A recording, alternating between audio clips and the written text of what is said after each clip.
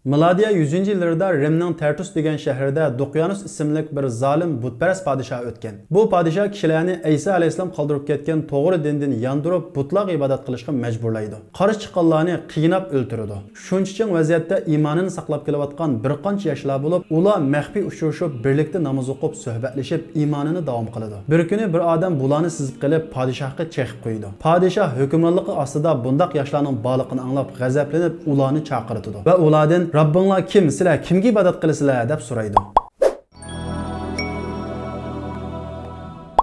Yaşlar imansız zalim padişahının aldıda desturub bizning Rabbimiz osmonlar ve ziminin yaratquchisi deb keskinlik bilan javob beradi. Padişah yaşlarni agar iymonidan yanmasa qiynab o'ltiradiganligini aytib, o'yinlib javob berishiga fursat beradi. Yaşlar padişahning qishidan chiqib maslahatlashib, kechida bir yerda uchrashib, kishilar uxlayotgan vaqtida iymonini saqlash uchun yurtini tashlab shahardan chiqib ketishni qaror qiladi. Ular deyishgani bo'yicha jimjitlikqa to'lgan tang kechida birlikda shahardan chiqib ketadi. Ularning keyniga bir it agishib oladi. Ular itning qovab ularni oshkorlab qo'yishidan ansirab qo'llayotgan bo'lsa-mu, it yana agishib oladi. Ular yo'lini davom qilib aram elish uchun bir g'orning ichiga kiradi va yemekliklarini yeb uyquga ketadi. Ertasi tong otganda yoshlarning shahardan chiqib ketganligi butun shaharga pur ketadi. Padişah darg'azab bo'lib askar tortib ularning izini qo'llab mangadi. Oxiri ular kirib ketgan g'orning ig'iziga kelib to'xtaydi. Padişah va askarlar qorong'u g'orning ichiga kirishdan ansirab, ularni ochliqdan o'ldirish uchun padişah askarlarga g'orning ig'izini mahkam etib o'tishga buyuradi.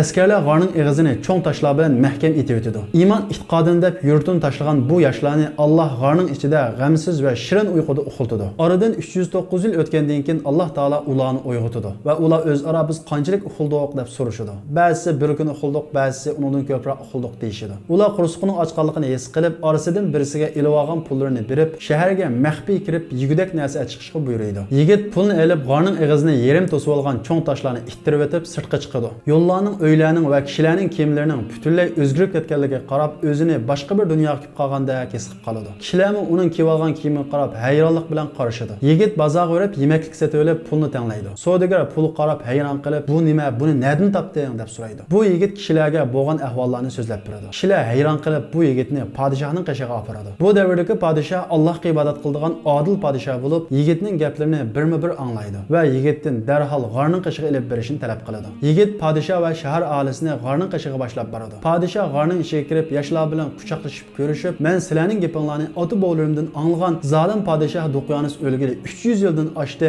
Endi sizlarga hech kim ziyon yetkazolmaydi" deb ularni xotirjam qiladi. Padişah g'orning sirtiga chiqib, agishib kelgan xalqiga ahvolning haqiqat ekanligini aytadi. Padişah qaytib g'orning ichiga kirib qarg'udak bo'lsa, yigitlarning hammasining vafot topganligini ko'radi.